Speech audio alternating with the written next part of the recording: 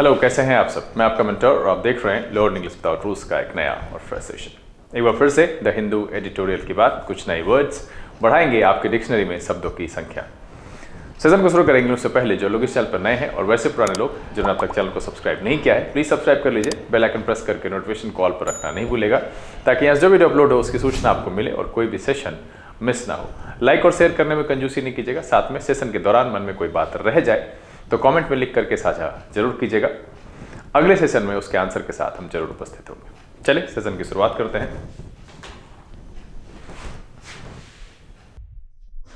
Learning without rules के session में फिर से आप सबका तहे दिल से स्वागत है। उम्मीद है आप सब तैयार हैं। तो चलिए फटाफट सेशन की शुरुआत करते हैं और शुरू वहीं से करेंगे। Word of the day. आज का जो वर्ड ऑफ द डे है मुझे लगता है कि सबके लिए नया होगा और थोड़ा अजीब है। वर्ड है वॉयर। वॉयर एडजेक्टिव की तरह प्रयोग होता है और वॉयर का मतलब है a person who enjoys watching the problems and private lifes of others. मतलब है ऐसा इंसान जिसको दूसरे की समस्या और उसके प्राइवेट लाइफ को ताक झांक करने में मजा आता है। या फिर a person who gets pleasure from secretly watching people who are wearing no clothes or having sex. मतलब है ये उस तरीके का इंसान है जो दूसरे की समस्याओं, दूसरे की जिंदगी, प्राइवेट लाइफ में ताक झांक करने को लेकर के आनंदित होता है, उसको उसमें मजा आता है। और या जो दूसरे को या तो बिना कपड़े के देख करके आनंदित होता है या उसको सेक्स करते हुए देख करके आनंदित होता है, उसको कहते हैं वॉयर। ठीक है। यहां पर है दर्शन रति प्रेमी। अब ये हिंदी अजीब है, इंग्लिश से ही आप इसको समझिए। ठीक है। रति का मतलब होता है कामुक प्रेम वगैरह से, जो शारीरिक संबंध से जुड़ा हुआ होता है उससे संबंधित है।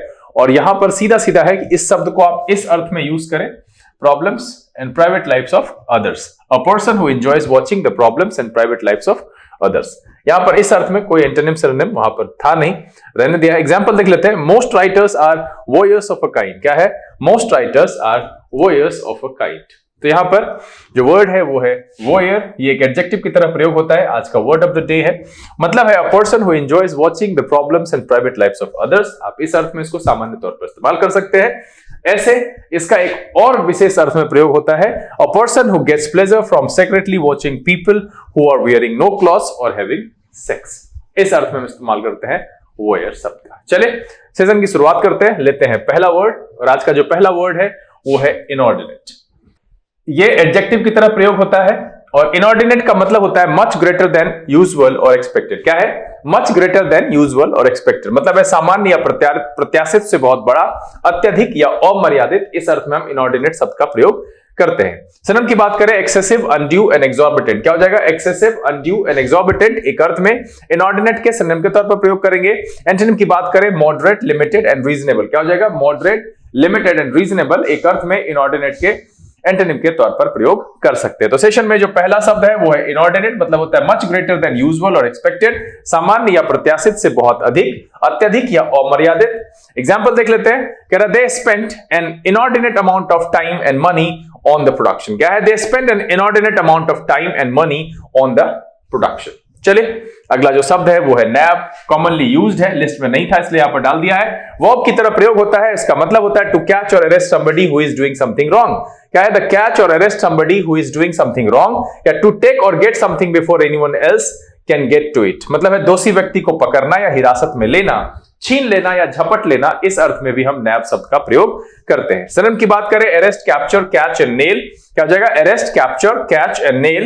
एंटोनिम की बात करें, डिस्चार्ज, एक्विट एंड एक्सकल्पेट। क्या हो जाएगा? डिस्चार्ज, एक्विट एंड एक्सकल्पेट एक अर्थ में नैप के एंटोनिम के तौर पर प्रयोग किया जा सकता है। तो यहां पर जो दूसरा शब्द है इस सेशन का वो है nab. To catch or arrest somebody who is doing something wrong, या to take or get something before anyone else can got it, दोषी व्यक्ति को पकड़ना या हिरासत में लेना, छीन लेना या झपट लेना। इस अर्थ में हम नैप शब्द का प्रयोग करते हैं। एग्जाम्पल देख लेते हैं। The police nabbed the criminal yesterday. क्या है? The police nabbed the criminal yesterday. अब इस पेज पर दो शब्द है। पहला है inordinate, much greater than usual or expected, सामान्य या प्रत्याशित से बहुत अधिक, अत्यधिक या अमर्यादित। इस अर्थ में हम प्रयोग करते हैं इनऑर्डिनेट शब्द का।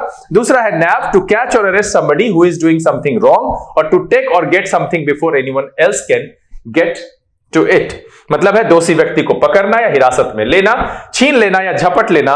इस अर्थ में प्रयोग करते हैं हम नैप का। चलिए अगला जो शब्द है वो है एमनिटी। ये नाउन की तरह प्रयोग होता है और इसका मतलब होता है something that makes a place pleasant और easy to live in। क्या है? something that makes a place pleasant or easy to live in। मतलब है किसी स्थान को आरामदेह बनाने के लिए जो सुख साधन होता है और सुविधाएं होती है उसको हम एमिनिटी कहते हैं। एमिनिटी का क्या मतलब है? something that makes a place pleasant or easy to live in। Synonym की बात करें, फैसिलिटी, कन्वीनियंस एंड कंफर्ट। क्या हो जाएगा? फैसिलिटी, कन्वीनियंस एंड कंफर्ट एक अर्थ में एमिनिटी के सिनोनिम के तौर पर प्रयोग करेंगे। एंटोनिम की बात करें, इनकन्वीनियंस एंड डिस्कंफर्ट। क्या हो जाएगा? इनकन्वीनियंस एंड डिस्कंफर्ट एक अर्थ में एमिनिटी के एंटोनिम के तौर पर प्रयोग किया जा सकता है। तो यहां पर जो दूसरा इस सेशन का पहला, इस सेशन का नहीं, इस सेशन का तीसरा, इस पेज का पहला शब्द है वो है amenity. Something that makes a place pleasant और इजी टू लिव इन। किसी स्थान को आरामदेह बनाने के लिए जो सुख साधन की सुविधाएं होती है उसको हम कहते हैं एमिनिटी। एग्जांपल देख लेते हैं। The 200-year-old jail is overcrowded, understaffed and lacking of basic amenities। क्या है? The 200-year-old jail is overcrowded, understaffed and lacking of basic amenities। चलिए अगला जो शब्द है वो है ferric.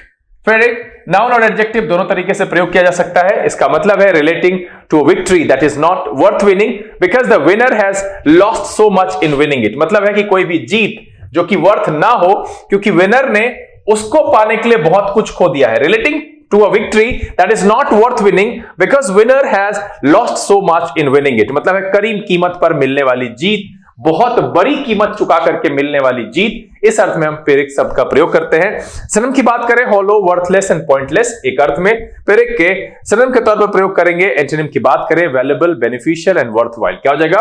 Valuable, beneficial and worthwhile एक अर्थ में पेरिक के एंटोनिम के तौर पर प्रयोग किया जा सकता है। तो यहां पर इस पेज का जो दूसरा शब्द है वो है पेरिक, relating to a victory that is not worth winning because the winner has lost so much in winning it। मतलब है कि बहुत बड़ी कीमत पर मिलने वाली जीत। एग्जांपल देख लेते हैं।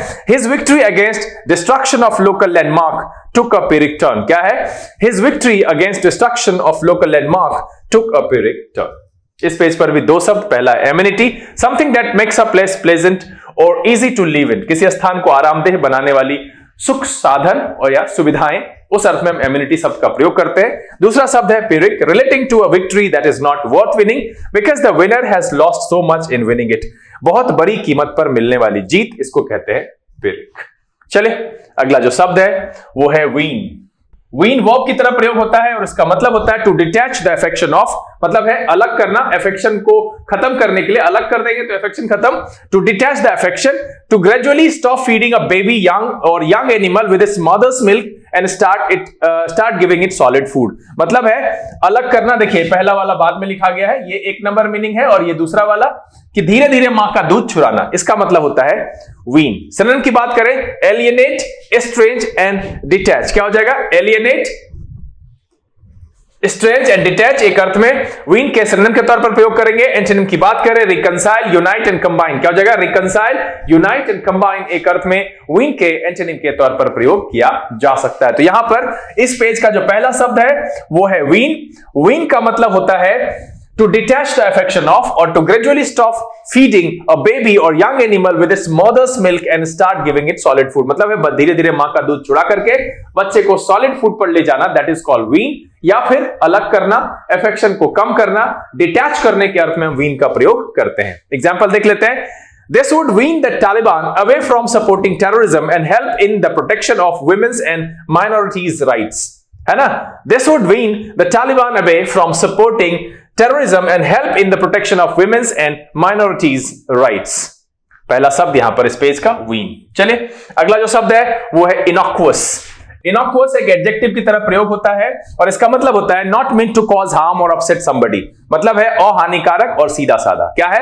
अहानिकारक और सीधा साधा। बहुत ही सिंपल मीनिंग है, कई बार इसके शब्द मैंने आपको बताए हैं। तो यहां पर जो है सिनोनिम बार एक्सक्लूड नहीं, ये पिछले दिन वाला रह गया है तो रहने देते हैं इसको, और एंटोनिम भी उल्टा ही होगा। मैं चाहता हूं कि आप सब यहां पर इसके 3 सिनोनिम और इसके 3 एंटोनिम को ऐड करिए, और अगर आपसे नहीं होगा तो नेक्स्ट डे हम इसको यहां पर ऐड करेंगे। मैं जानबूझ करके, वो प्रिंटिंग में रह गया है, रहने देते हैं। बहुत ही कॉमन है, ऐसा कोई टफ नहीं है जो मैंने आपको नहीं कराया है इससे पहले।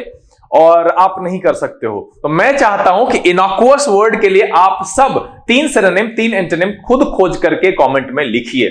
मैं देखना चाहता हूं कि इतने दिन जो मैंने कराया, बहुत सारी चीजें हैं जो अहानिकारक सीधा साधा के अर्थ में आपके सामने रखा है। क्या है इसका मतलब? इनॉक्युअस मतलब है not meant to cause harm or upset somebody. इस अर्थ में मैंने कई सारे शब्द पढ़ाए हैं। 2100 शब्दों में है वो शब्द जिसको कि आप लिख सकते हैं उस दिन के सिनोनिम एंटोनिम से। तो ये कोई कठिन नहीं है, तो बिल्कुल आप सब लिखिए जरूर, हम देखेंगे इसको। चलिए, तो हम यहां पर जो दूसरा शब्द एक बार फिर से रिपीट कर देते हैं इस पेज का, innocuous, not meant to cause harm or upset somebody, अहानिकर या सीधा साधा। एग्जांपल देख लेते हैं। I made an innocuous remark about teachers and she got really angry. क्या है? I made an innocuous remark about teachers and she got really angry. तो यहां पर इस पेज पर भी 2 शब्द है। पहला है wean, to detach the affection of or to gradually stop feeding a baby young animal with its mother's milk and start giving it solid food. मतलब है अलग करना या धीरे धीरे मां का दूध छुड़ाना। इस अर्थ में हम वीन शब्द का प्रयोग करते हैं। दूसरा जो है यहां पर है innocuous, not meant to cause harm or upset somebody, अहानिकर या सीधा साधा। मैंने इनॉक्युअस के 3 सिनोनिम 3 एंटोनिम की मांग की है और मैं आप सबसे रिक्वेस्ट करता हूं प्लीज इन्वॉल्व होइए, लिखिए, सीखिए, पढ़िए। ये एक धीमी प्रक्रिया है और आपको पता ही है कि एसबीआई ने इस बार क्या किया है। एसबीआई के सिलेबस में मैथ्स को 35 से घटाकर 30, रीजनिंग को 35 से घटाकर 30 कर दिया गया है और इंग्लिश को 30 से बढ़ाकर 40 कर दिया गया है। तो ये आप समझ ही सकते हैं, ये क्लियर इंडिकेशन है कि विदाउट इंग्लिश बहुत मुश्किल है। तो आप पढ़िए, मैं आपके साथ हूं, मैं करवा रहा हूं, मैं बेवकूफ नहीं हूं। तो इन्वॉल्व होइए और बताइए कि इनॉक्युअस का क्या एंटोनिम सिनोनिम होगा। चलिए, अगला जो शब्द है वो है कॉफर। कॉफर नाउन की तरह प्रयोग होता है और इसका मतलब होता है large strong box used to store money or valuable things और the amount of money that a government and organisation etcetera has available to spend. मतलब है संदूक, तिजोरी या किसी गवर्नमेंट या ऑर्गेनाइजेशन के पास जो पैसा होता है खर्च करने के लिए, धनराशि या खजाना, उसको हम कहते हैं कॉफर।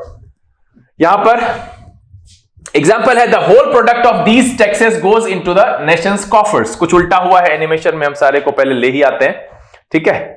और इसका जो सिनोनिम है वो है चेस्ट, एक्सचेकर एंड ट्रेजरी। क्या हो जाएगा? चेस्ट, एक्सचेकर एंड ट्रेजरी एक अर्थ में कॉफर के सिनोनिम के तौर पर प्रयोग किया जा सकता है। इस पेज पर जो पहला शब्द है वो है coffer, a large strong box used to store money or valuable things. मतलब ऐसा बक्सा जो पैसा या वैल्यूएबल थिंग्स को स्टोर करने के लिए जमा किया जाता है। मतलब कह सकते हो संदूक, तिजोरी। और अगर किसी ऑर्गेनाइजेशन और सरकार की बात करें तो उनके पास जो अमाउंट होता है अवेलेबल खर्च करने के लिए, दैट इज कॉल्ड धनराशि, कोष या खजाना, उस अर्थ में भी हम कॉफर का प्रयोग करते हैं। एग्जाम्पल है the whole product of these taxes goes into the nation's coffers. चलिए, अगला जो शब्द है वो है बेट। बेट नाउन और वर्ब की तरह प्रयोग होता है।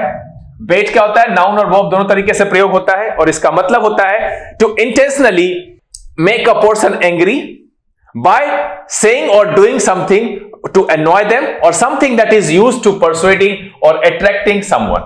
मतलब है परेशान करना, सताना, आकर्षित करना, प्रलोभन और लालच। इस अर्थ में हम बेट शब्द का प्रयोग करते हैं। क्या है? To intentionally make a person angry by saying or doing something to annoy them। मतलब किसी आदमी को इंटेंशनली हम कुछ कह के परेशान करें, सताएं, उस अर्थ में बेट शब्द का प्रयोग करते हैं। या something that is used for persuading or attracting someone, किसी को परसुएड करने के लिए, मनाने के लिए, फुसलाने के लिए या अट्रैक्ट करने के लिए जो यूज किया जाता है, दैट इज कॉल्ड बेट। यानी आप कह सकते हो परेशान करना, सताना, आकर्षित करना, प्रलोभन या लालच। इस अर्थ में हम बेट शब्द का प्रयोग करते हैं। सिनोनिम की बात करें, lure, seduces, entice and tempt. क्या हो जाएगा? Lure, seduces, entice and tempt एक अर्थ में बेट के सिनोनिम के तौर पर प्रयोग करेंगे।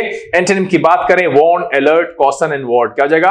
Warn, alert, caution and warn एक अर्थ में बेट के एंटोनिम के तौर पर हम प्रयोग कर सकते हैं। यहां पर एग्जांपल देख लेते हैं। Free offers are often used as bait to attract customers. क्या कहा मैंने?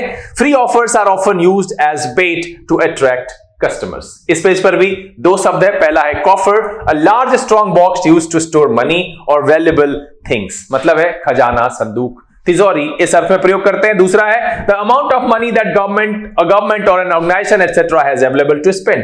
धनराशि, खजाना या कोष, इस अर्थ में भी हम कॉफर शब्द का प्रयोग करते हैं। अगला जो शब्द है वो है bait, to intentionally make a person angry by saying or doing thing to annoy them or something that is used to persuading or attracting someone. मतलब है परेशान करना, सताना, आकर्षित करना या प्रलोभन और लालच। इस अर्थ में हम बेट शब्द का प्रयोग करते हैं। चलिए, अगला जो शब्द है वो है प्लेट। प्लेट वर्ब और नाउन दोनों तरीके से प्रयोग होता है और इसका मतलब होता है to cross 3 or more long pieces of hair, rope etcetera over and under each other to make one thick piece. मतलब है चोटी बांधना, फीता लगाना, चोटी या गूंथना। इस अर्थ में हम प्लेट शब्द का प्रयोग करते हैं। सिनोनिम की बात करें तो यहां पर प्लेट सेमी आ गया है। एंटवाइन, इंटरट्वाइन एंड निट क्या हो जाएगा? एंटवाइन, इंटरट्वाइन एंड निट एक अर्थ में प्लेट के सिनोनिम के तौर पर प्रयोग करेंगे। एंटोनिम इस अर्थ में कुछ ऐसा उचित लगा नहीं, इसलिए मैंने रहने दिया है। तो यहां पर जो इस पेज का पहला शब्द है वो है plate. To cross 3 or more long pieces of hair, rope etcetera over and under each other to make one thick piece. मतलब है चोटी बांधना, चोटी बनाना, फीता लगाना, चोटी गूंथना। इस अर्थ में हम प्लेट शब्द का प्रयोग करते हैं। एग्जाम्पल देख लेते हैं। The captain of the ship wore a cap decorated with gold plate. क्या है? The captain of the ship wore a cap decorated with gold plate. चले अगला जो शब्द है वो है इन्फ्रेंस। ये नाउन की तरह प्रयोग होता है और इसका मतलब होता है अ बिलीफ और opinion that you develop from the information that you know. मतलब है कि कोई एक निष्कर्ष, कोई एक अनुमान जो आपके पास इंफॉर्मेशन है उससे जो डेवलप करते हैं, that is called inference. Synonym की बात करें डिडक्शन, कंक्लूजन एंड सरमाइज। क्या हो जाएगा? डिडक्शन, कंक्लूजन एंड सरमाइज एक अर्थ में इन्फ्रेंस के सिनोनिम के तौर पर प्रयोग करेंगे। एंटोनिम की बात करें fact, proof, reality and truth. क्या हो जाएगा? Fact, proof, reality and truth एक अर्थ में इन्फ्रेंस के एंटोनिम के तौर पर प्रयोग किया जा सकता है। तो यहां पर जो स्पेस का दूसरा शब्द है वो है इन्फ्रेंस। द बिलीफ और opinion that you develop from the information that you know. अनुमान या निष्कर्ष, इस अर्थ में हम इन्फ्रेंस शब्द का प्रयोग करते हैं। एग्जांपल देख लेते हैं। कह रहा है clear inference is that the universe is exploding. क्या है? The clear inference is that the universe is exploding. इस पेज पर भी दो शब्द है। पहला है plate. To cross 3 or more long pieces of hair, rope etcetera over and under each other to make one thick piece. चोटी बांधना, चोटी बनाना, फीता लगाना, चोटी या गूंथना। इस अर्थ में हम प्लेट शब्द का प्रयोग करते हैं। दूसरा है इन्फ्रेंस, अ बिलीफ और opinion that you develop from the information that you know. अनुमान या निष्कर्ष, इस अर्थ में हम इन्फ्रेंस शब्द का प्रयोग करें। चलिए अगला जो शब्द है वो है अड्यूस। अड्यूस वर्ब की तरह प्रयोग होता है और इसका मतलब होता है to give a reason why you think something is true.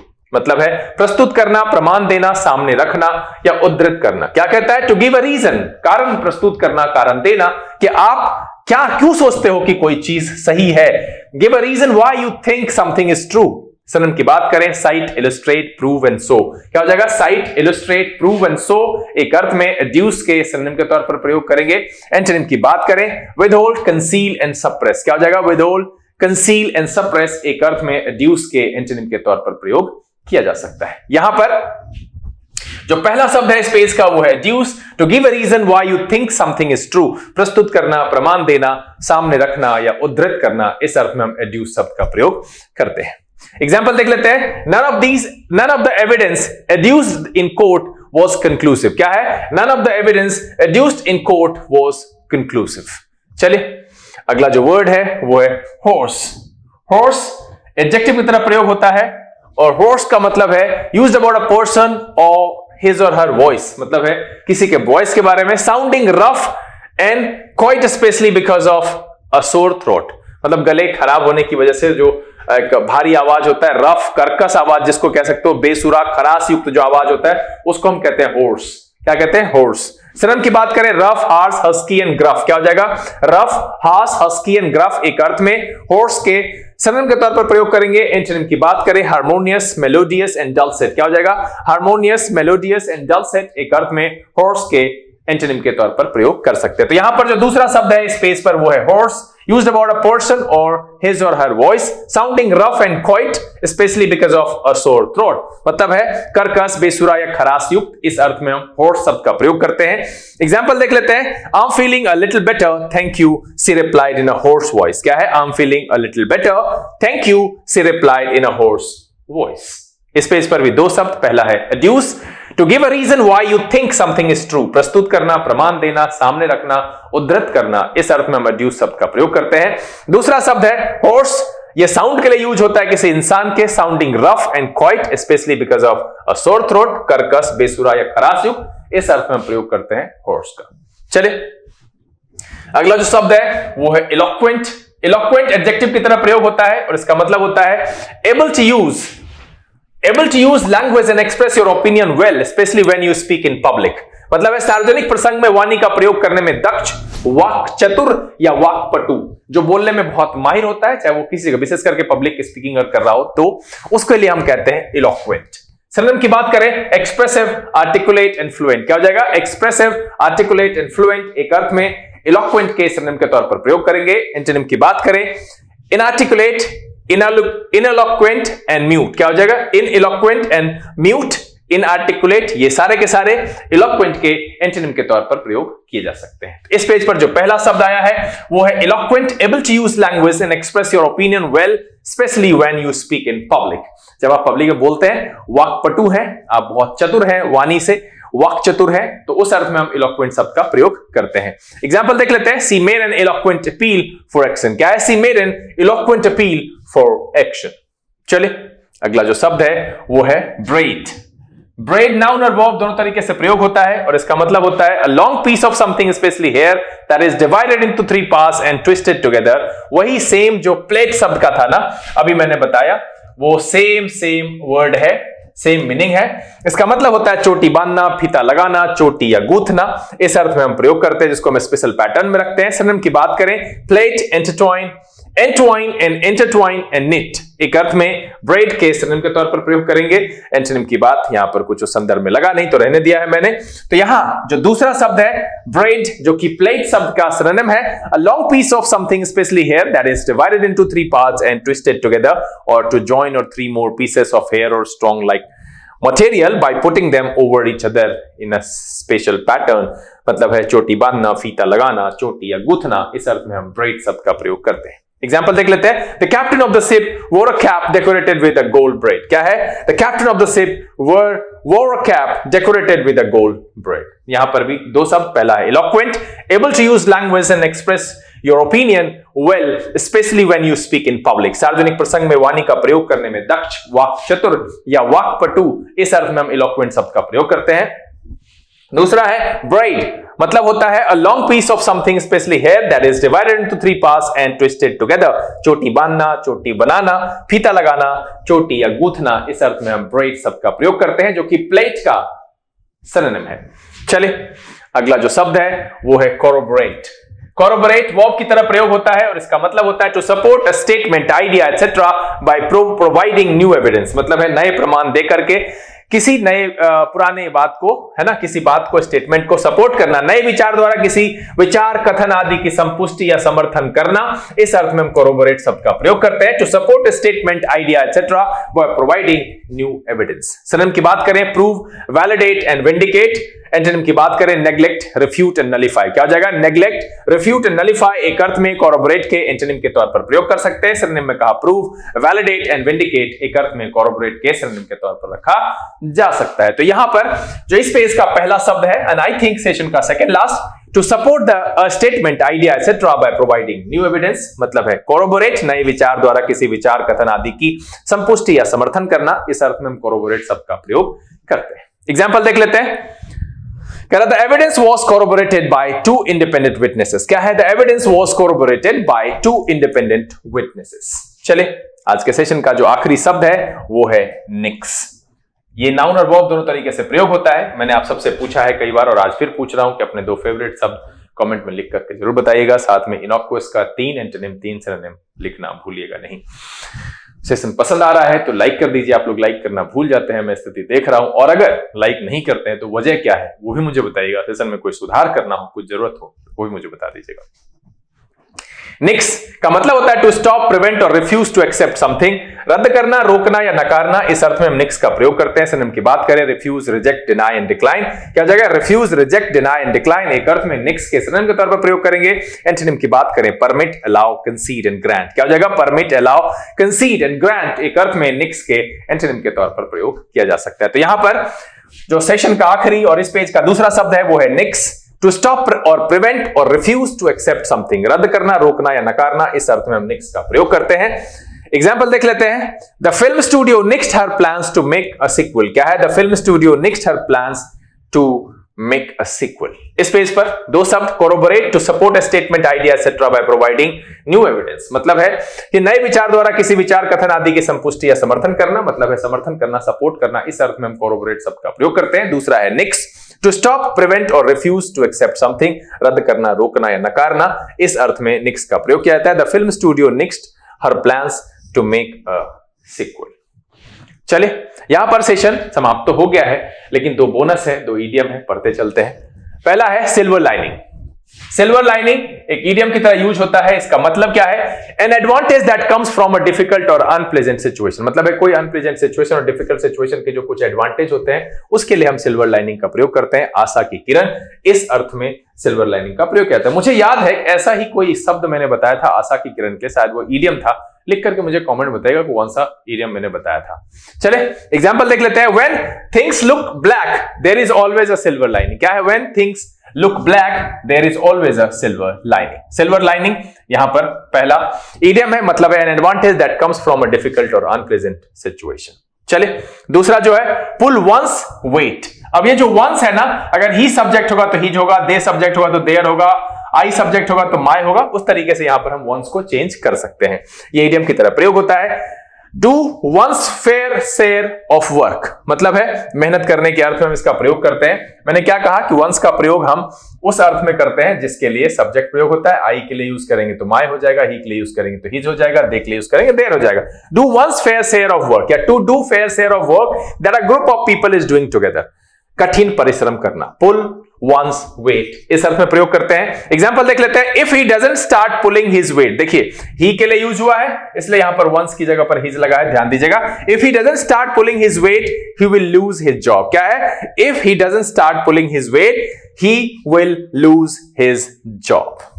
Pull one's weight, कठिन परिश्रम करना। सिल्वर लाइनिंग मतलब आशा की किरण।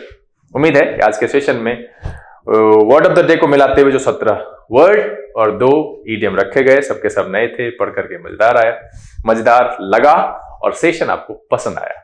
अगर ये वीडियो अच्छा लगा आप इसको लाइक कर दीजिए। अब तक चैनल सब्सक्राइब नहीं किया है तो प्लीज सब्सक्राइब कर लीजिएगा। बेल आइकन प्रेस करके नोटिफिकेशन कॉल पर रखना नहीं भूलेगा ताकि जो वीडियो अपलोड हो उसकी सूचना आपको मिले और कोई भी सेशन मिस ना हो। समय आज लाने का बहुत जल्द इस तरह के एपिसोड के साथ फिर आपके सामने उपस्थित होंगे। तब तक के लिए आप घर में रहिए, अपना और अपने परिवारजन का ख्याल रखिए, खुश रहिए, मस्त रहिए, लेकिन पढ़ते लिखते जरूर रहेगा। Learning without losing. This is VK Singh signing off. Keep reading, keep practicing. Thank you. God bless you.